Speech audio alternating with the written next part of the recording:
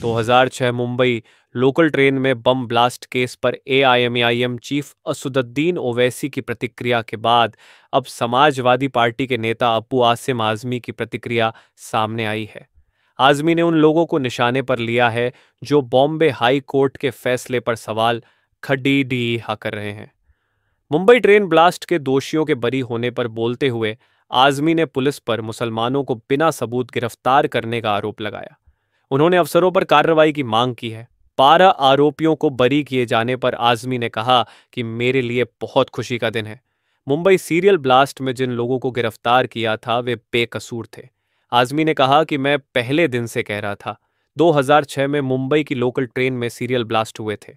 पहला धमाका माउंटुगा और आखिरी ब्लास्ट मीरा रोड पर हुआ था। मुंबई लोकल ट्रेन बम धमाकों में 12 आरोपियों के बरी होने पर महाराष्ट्र में राजनीति और गरमाने की उम्मीद है।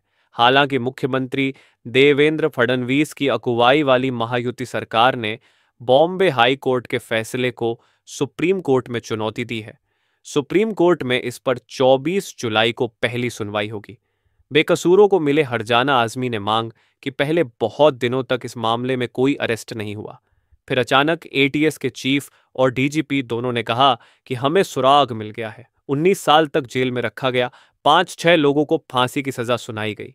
आजमी ने कहा कि लंबी जद्दोजहद के बाद जब मोबाइल कॉल रिकॉर्ड में पता चला कि कोई तब पता चला कि इनमें से एक भी शख्स ट्रेन के अगल बगल नहीं था।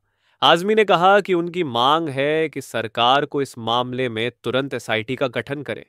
अगर ये लोग छूट गए हैं तो फिर ब्लास्ट का असल दोषी कौन है? कोई ना कोई तो था जिसने ब्लास्ट किया था। आजमी ने कहा बेकसूरों को 19 साल का हर्जाना मिलना चाहिए और इन्हें पकड़ दिचने वाले अफसरों का कार्रवाई होनी चाहिए। ओ वैसी भी उठा चुके हैं सवाल।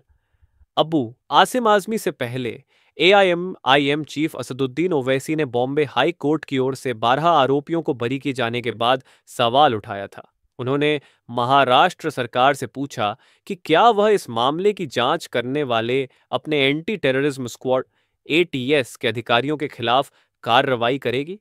ओवैसी ने कहा था 12 मुस्लिम 19 साल तक एक ऐसे अपराध के लिए जेल में रहे जो उन्होंने नहीं किया। उनके जीवन के महत्वपूर्ण साल चले गए। 180 परिवारों ने अपने प्रियजनों को खोया, कई घायल हुए, उन्हें कोई राहत नहीं मिली। ओवैसी ने कहा कि अक्सर निर्दोष लोग जेल में डाल दिए जाते हैं और सालों बाद बरी होने पर उनके पास अपनी जिंदगी फिर से शुरू करने का कोई रास्ता नहीं होता।